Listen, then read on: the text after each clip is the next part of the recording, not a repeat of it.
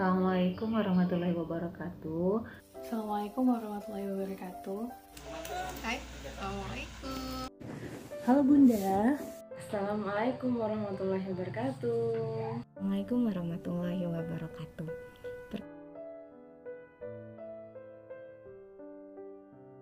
Anak pertama dan sebentar aku bidan cek kayak gitu kan, nggak taunya belum bukaan, nggak bisa nahan sakit, nggak tahan sakit kemarin itu kan saya coba berapa hari ya, dari hari Jumat itu sudah keluar darah gitu kan.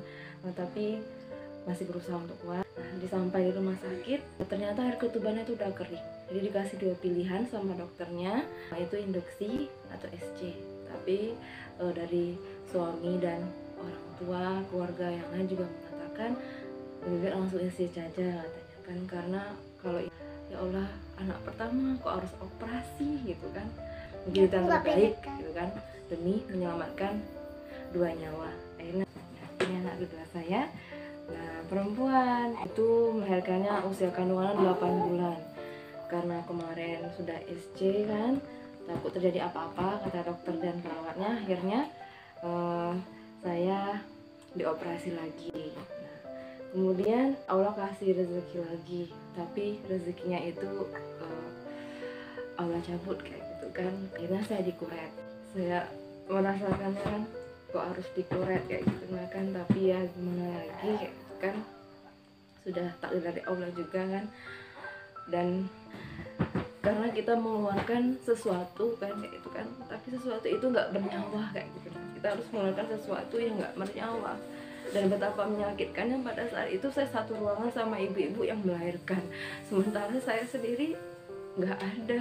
Yang keguguran ini zakinya saya hapus, jadi saya ganti Muhammad Al-Mahir saja. Dan semoga kita bertemu di jannahnya ya nak ya, doakan nak. Kemudian Sekarang udah ada 3, Ziad, Dwi, dan Rea. Tiga-tiganya itu punya pengalaman yang beda-beda. Pas waktu Bang Ziad mau lahir itu kan karena anak pertama, mungkin karena belum ada pengalaman. Jadi biasanya kan orang lahiran itu di rumah bidan atau di rumah sakit. Jadi Abang Ziad ini lahirnya itu di rumah karena nggak keburu lagi mau ke rumah bidan ataupun ke rumah sakit, karena sudah kontraksi tapi dikira masih sakit perut biasa. Nah kalau yang Zuyina, Uni Zuyi ini lahirnya tanpa didampingin Abi, karena Abinya kan lagi di Bengkulu waktu itu. Jadi Abi baru mau nyampe kira-kira 10 menit, nah, baru Zuyinya lahir. Tapi kalau Zea itu agak cemasnya kemarin kan sudah lewat bulan, jadi sempat dikasih induksi. Jadi alhamdulillah sudah seminggu dikasih induksi itu udah ada kontraksi, alhamdulillah bisa lahir normal juga itu. Kenalkan, saya Mary, ibu dari 3 orang anak, putra dan putri. Kalau bicara tentang bagaimana pengalaman melahirkan tuh pertama kali, terlalu nano-nano sih rasanya. Yang jelas satu hal yang saya ingat kemudian pesan dari ibu saya, kalau bikinnya nggak pakai berisik, kenapa saat melahirkan ini harus berisik. Jadi pada saat proses bersalin, alhamdulillah Allah kasih kemudahan. Kebayang sih jam 3 subuh, jam 2.30 pagi itu naik motor berdua sama suami untuk menuju ke tempat persalinan. Bagaimana kemudian persalinan selanjutnya, yang kedua yang ketiga, Allah qadarullah ya, saya melahirkan dengan prosesi sesar. Saya melahirkan Samsa dan Kais tanpa ada kontraksi sebelumnya, jadi sudah dalam kondisi kewajiban. Kalau bicara tentang persalinan, kita kemudian melahirkan itu luar biasa. Perkenalkan, saya Ayu Wardani, ibu dari 1 orang putri yang bernama Karimadiah Suraya. Saat ini anak saya sudah berusia 2 tahun 2 bulan. Untuk menjadi seorang ibu tentunya saya memiliki pengalaman yang luar biasa, karena pada awalnya saya harus menggendong anak saya sepanjang malam, dan tentunya di pagi hari saya harus standby karena harus memandikan anak dan juga memberikan ASI. Tentunya hal ini merupakan pengalaman yang luar biasa bagi saya, tetapi hal ini patut saya syukuri karena ini merupakan anugerah yang luar biasa yang Tuhan berikan kepada saya. Ini namanya Arsyali. anak saya. Ketika itu ketuban saya sudah pecah. Jadi saya langsung dibawa ke rumah sakit. Di sana diinduksi agar terjadi kontraksi. Ketika saya disuruh tarik nafas keluarkan oleh dokter, ternyata flu saya keluar, dan mau tidak mau dokter menyarankan untuk divakum ya. Jadi setelah melahirkan, permasalahan terjadi adalah saya tidak bisa berdiri, tidak bisa ngapa-ngapain. Saya bilang saya benar-benar nggak bisa berdiri. Akhirnya dicek oleh bidan, ternyata saya pada saat itu pendarahan.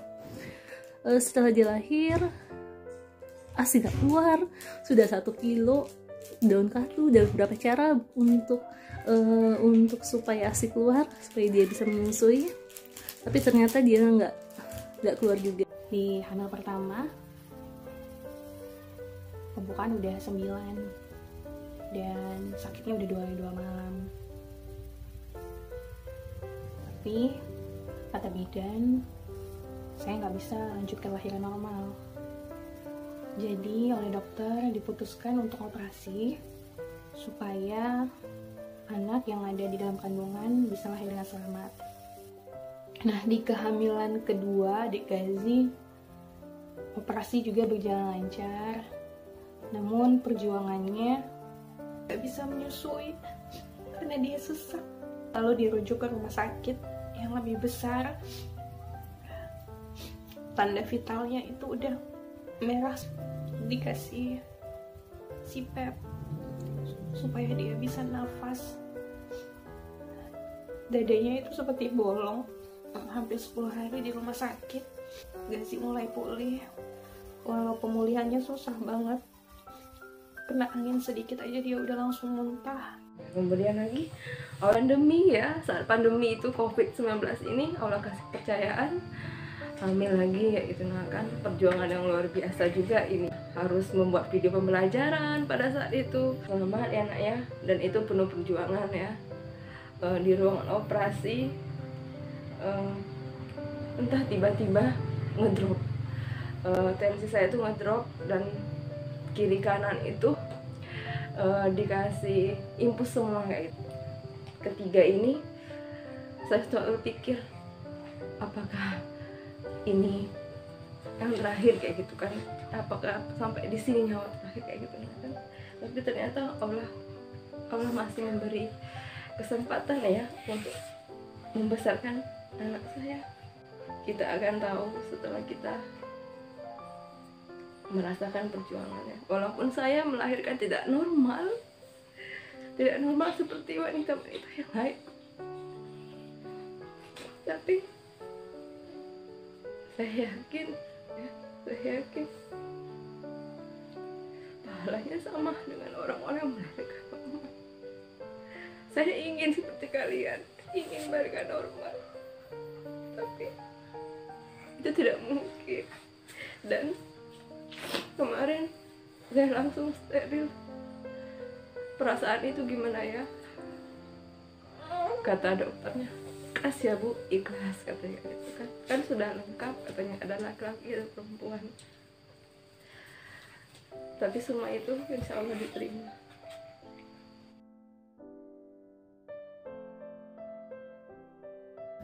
Kalau ditanya apa harapan untuk anak-anak, ya semoga anak buat Ziyad dan Zea bisa jadi anak yang soleh. Harapan saya tentunya kepada anak saya agar ia menjadi anak yang soleha dan tentunya bermanfaat bagi sesama. Saya berharap anak-anaknya bertumbuh dan berkembang, kemudian bertumbuh dan berkembang dengan iman, dia berilmu dengan akhlaknya. Mereka bertumbuh menjadi anak-anak yang kemudian dicintai Allah dan mencintai Allah. Dan harapannya saya bisa jadi ibu yang baik untuk mereka, dan mereka tumbuh jadi anak-anak yang soleh, yang berbudi pekerti, yang sayang sama keluarga, yang baik kepada semua orang, dan bisa mencapai cita-cita mereka, apa yang mereka inginkan ke depannya.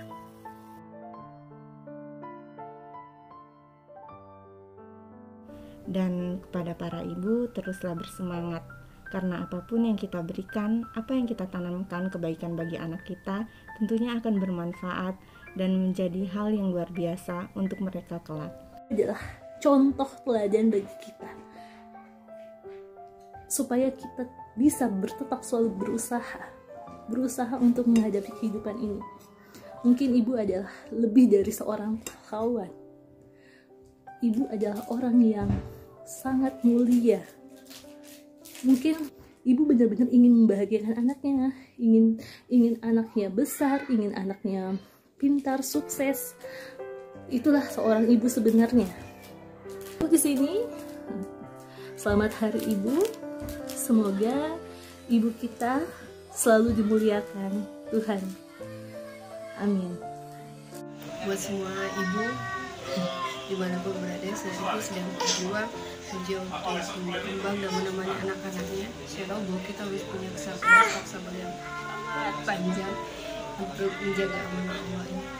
Tetap semangat, tetap kemudian sama-sama menjaga ikhlas, tidak menitipkan apa-apa selain kemudian sama-sama membersamai kembang anak kita untuk bertumbuh sesuai dengan yang Allah inginkan, sesuai dengan bagaimana penciptanya menginginkan. Oke, see you. Sekian dari saya. Assalamualaikum.